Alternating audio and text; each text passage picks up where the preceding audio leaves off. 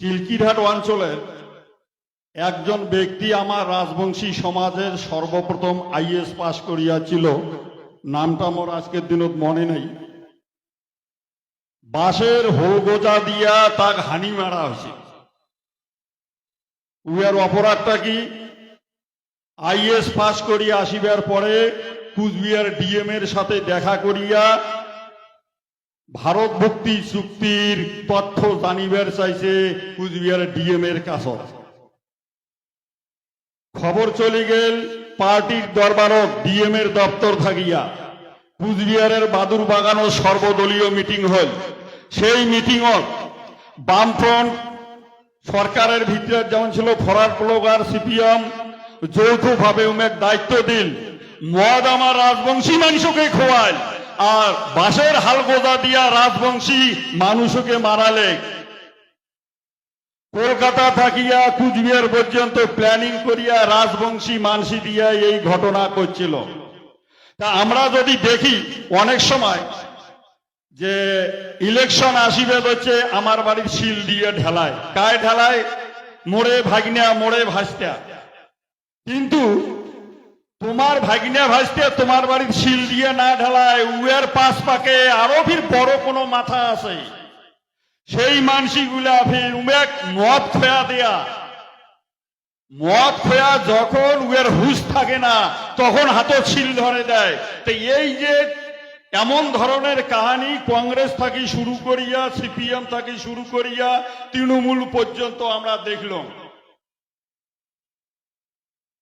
তা আমার সংগঠনের পক্ষ থাকিয়া যেগুলা কর্ম হয়েছে এগুলা তো অফিসিয়ালি নির্মলদাও আছে, মানে আমার সভাপতি সাহেবও আছে।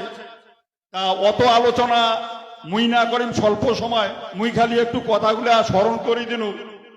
তা তোমরা অতীতের কথাগুলা উপলব্ধি করি দেখো, সংগঠনও দীর্ঘদিন আন্দোলন করছেন সেটাও উপলব্ধি করি দেখো যে আমার ভালটা কায় করলে।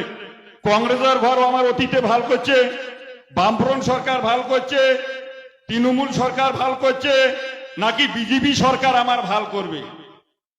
আমার ভাল কিন্তু কাং করিবে না। বিস্তারিত কবার সময় নাই, কবাচ আমার ভাল কিন্তু কাং করিবে না। কেন করিবে না? পূর্ববর্তী বক্তা কয়া দিয়ে দিলে এই ভারতবর্ষ তথা পৃথিবী স্বাধীনতার কান্ডারি হলেন তোমরা। তোমরা যদি একবার পাওয়ারত আসি যান, তাই ভারতবর্ষের ইতিহাস থেকে শুরু করিয়া শাসনতান্ত্রিক ব্যবস্থাপনার খুঁটি হেলি যাবে। যাতে সেই খুঁটি না হেলে, যাতে সেই খুঁটি না হেলে তার জন্যে তোমাক শাসনত আসিবার দেওয়া হবে না। এটা খালি কলকাতার কুচক্র নয়, এটা দিল্লি পর্যন্ত এই কুচক্রের সাথে জড়িত আছে। যাই সরকারও আসুক না কেন, তোমার অধিকারের নাম করিয়া তোমার সর্বনাশে করবে যখনই তোমার অস্তিত্ব জানিবার পাবে। আমরা ইতিহাসে পড়ি আটলান্টিক চার্টার গঠন হয়েছে, ওটা কায় কায় সই করলে, কার প্ল্যানিং ও আটলান্টিক চার্টার গঠন হল, ওটা কিন্তু ইতিহাসের লেখা কিন্তু নাই। মেলা কথা। যাই হোক, মই শর্টকাট যে কথাটা কম, তাহলে আমার ভাল যদি না করে তাহলে আমারে ভাল করা খাবে। তাহলে আমারে যদি ভাল করা খায় তাহলে আমরা কেমন করি ভাল করব? বর্তমান যে পরিবেশ পরিস্থিতি দেখিবে যাচ্ছি, তাহলে কি এই পরিবেশ পরিস্থিতিতে আমার ভাল করা এমনই যদি গতি চলে তাহলে কি পরিবেশ পরিস্থিতি ভাল করা সম্ভবপর হবে? ওই জন্য আমরা দীর্ঘদিন থাকিয়া মহারাজত্বে জ্ঞান পায়া যেমন করিয়া সত্য যুগত ইন্দ্রদেব মাওচণ্ডীর পুজো করছে, যেমন করি রামচন্দ্র মাওচণ্ডীর পুজো করছে, যেমন করিয়া অর্জুন কৃষ্ণ মাওচণ্ডীর সাধনা করবে কইছে, কইছে মণিপুর আর প্রাগ জ্যোতিষপুর দুইটার মধ্যে কোটে সাধনা করব। ঠিক তেমন করিয়া মহারাজা অনন্ত রায় যুগ সন্ধিক্ষণের যুগনায়ক আমাকে এই জ্ঞান দিছে।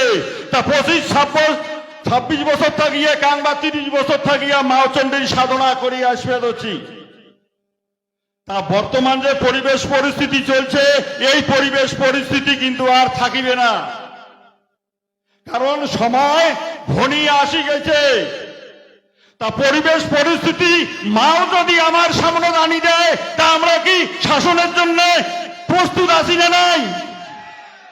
মাও যদি আমার হাতে শাসন দেওয়ার মতো পরিস্থিতি করে দেয়, তা শাসনের ক্ষমতা ধর্ম না না ধর্ম? ওইটাই যদি হয়, এর ভিত্তিতে আর একটা কথা কম, যখনে যখনে যখনে যখনে বিষ্ণুর তিন বেটা ব্রহ্মা, নারায়ণ, মহেশ্বর, তা ব্রহ্মার বেটা বামন কিংবা শতগুণী, নারায়ণের বেটা ক্ষত্রিয় দেবতা কিংবা রজগুণী, আর মহেশ্বরের বেটার ঘর হলে শূদ্র কিংবা তমগুণী। এই যখনে যখনে ক্ষত্রিয় ছাড়া ব্রাহ্মণ কিংবা শূদ্র শাসন যাচ্ছে, তখনে তখনে এক আয়ুকালের ভিতরে বিনাশ হয়েছে। যেমন সত্য যুগ দেখছেন, ইন্দ্রদিবস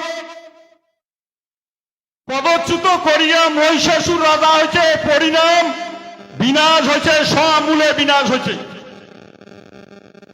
সত্য যুগ দেবতাগুলো অপসারণ করিয়া হিরণাক্ষ রাজা হয়েছে, পরিণাম বিনাশ হয়েছে।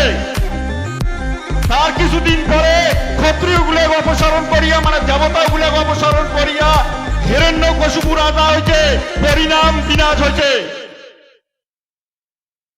ঠিক তেমন ত্রেতা যুগের সন্ধিক্ষণক বিশ্বশ্রব মুনির বেটা রাবণ রাজা হয়েছে, ক্ষত্রিয় গুলো ডিস্টার্ব করছে, ক্ষত্রিয় নারীকে অপহরণ করার চেষ্টা করছে, হরণ করছে ও সেটা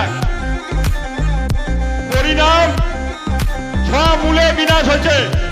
তারপর যুগ ক্ষত্রিয়র পরিচয় দিয়া ভার্গব মুনির বেটা পরাশর মুনির বেটা দৈপ্যায়ন ব্যাসদেব মুনির বেটা ধৃতরাষ্ট্রের বেটা আছে দুর্যোধন।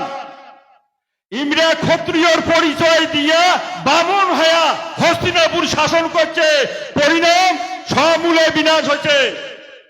ঠিক তেমন আমরা দেখিবে যাচ্ছি, দ্বিতীয় বিশ্বযুদ্ধের পরে আজকের দিনে গোটা পৃথিবী নারায়ণের বংশ কিংবা ক্ষত্রিয় শূন্য হয়ে গেছে।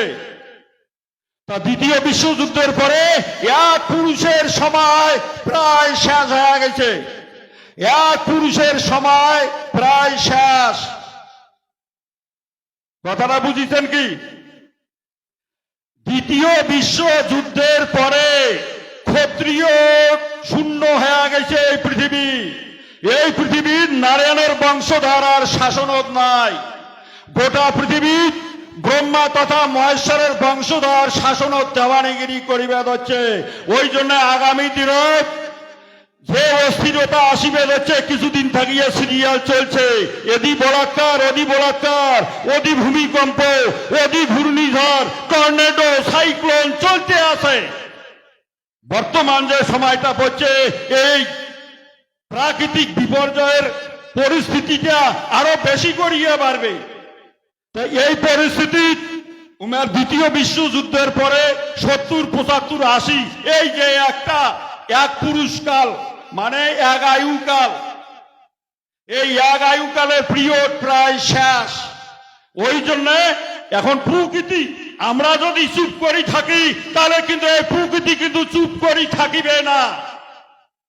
যেহেতু প্রকৃতি চুপ করি থাকিবে না, পরিস্থিতি তৈরি করে দিবে, আর সেই পরিস্থিতির হাল কিন্তু আমার ধরা খাবে।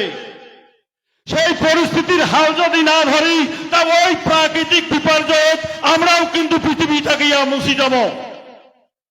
আরো একবার কন, বাবা শিবচন্ডী যদি পরিবেশ পরিস্থিতি তৈরি করে, তার জন্য হাল ধরবেন না ধরবেন?